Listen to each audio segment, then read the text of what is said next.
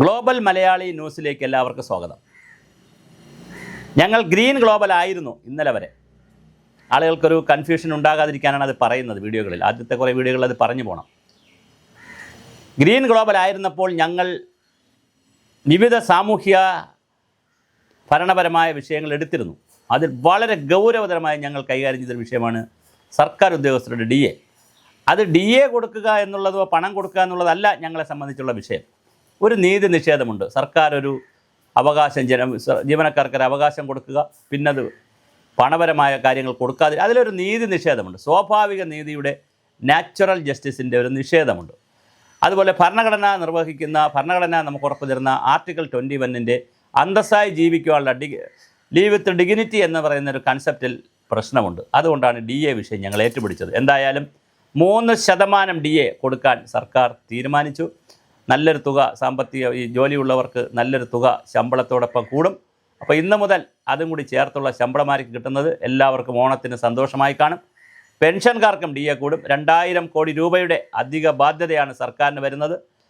അല്ലെങ്കിലും ഒരു പരാതി ഉണ്ട് ഇവിടെ. സർക്കാർ ഉദ്യോഗസ്ഥരെയും പെൻഷൻകാരെയും പോറ്റുന്നത് കൊണ്ട് 5.5 ലക്ഷം ആളുകളെയും പിന്നെ പെൻഷൻകാരെയും പോറ്റുന്നത് കൊണ്ട് അവർക്ക് കാലാകാലങ്ങളിൽ ശമ്പള പരിഷ്കരണം നടപ്പിലാക്കുന്നത് കൊണ്ട് സർക്കാരിൻ്റെ വികസന പ്രവർത്തനങ്ങൾക്ക് പണമില്ല എന്നൊരു പരാതിയും ഇവിടെ ഉണ്ട്. പ്രത്യേകിച്ച് സാമ്പത്തിക വിദഗ്ധരൊക്കെ അത് ചൂണ്ടിക്കാണിക്കുന്നുമുണ്ട്. എന്നാൽ പോലും തീർച്ചയായും ഇതൊരു വലിയ പെൻഡിങ് ആയിരുന്നു. 19% പെൻഡിങ് നിന്നിടത്തു നിന്ന് 3% തന്നു കഴിഞ്ഞു.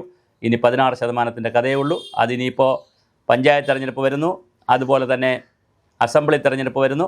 അങ്ങനെ 16% DA ഇനി കിട്ടാനുണ്ട്. അതിനിപ്പോൾ പഞ്ചായത്ത് തെരഞ്ഞെടുപ്പ് വരുന്നു, തദ്ദേശഭരണ സ്ഥാപനങ്ങൾ തെരഞ്ഞെടുപ്പ് വരുന്നു, അസംബ്ലി തെരഞ്ഞെടുപ്പ് വരുന്നു. ചിലപ്പോൾ 1-2 കൂടി പ്രഖ്യാപിക്കാൻ സാധ്യതയുണ്ട്, കുറച്ച് PF ലയിപ്പിക്കാൻ സാധ്യതയുണ്ട്. എന്തായാലും അത് കാത്തിരുന്ന് കാണാം. ശമ്പള പരിഷ്കരണത്തിൻ്റെ പ്രശ്നമുണ്ട്, പങ്കാളിത്ത പെൻഷൻ്റെ പ്രശ്നമുണ്ട്, ലീവ് സറണ്ടറിൻ്റെ വിഷയമുണ്ട്, കുറേ ജീവനക്കാർക്ക് HRAയുടെ വിഷയമുണ്ട്. അങ്ങനെ വിവിധ വിഷയങ്ങളുണ്ട്. എന്തായാലും ഗ്ലോബൽ മലയാളി ന്യൂസ് നിങ്ങളോടൊപ്പമുണ്ട്. അത് വളരെ നാമമാത്രമായ തുക വാങ്ങുന്ന പാചകത്തൊഴിലാളികൾ മുതൽ IASകാരെ വരെയുള്ള എല്ലാ സർക്കാർ ഉദ്യോഗസ്ഥരുടെയും സംവിധാനങ്ങളുടെയും കരാർ തൊഴിലാളികളുടെയും എല്ലാവരുടെയും കൂടെ ഞങ്ങളുണ്ട്. മറ്റ് സാമൂഹ്യ വിഷയങ്ങളിലും ഞങ്ങൾ ഇടപെടും. ഞങ്ങൾക്ക് നിങ്ങളുടെ വിഷയങ്ങൾ അയച്ചു തരിക. എന്തായാലും DA അനുവദിച്ചതിൽ ഞങ്ങളൊരു മെഗാ ഇമ്പാക്റ്റാണ്.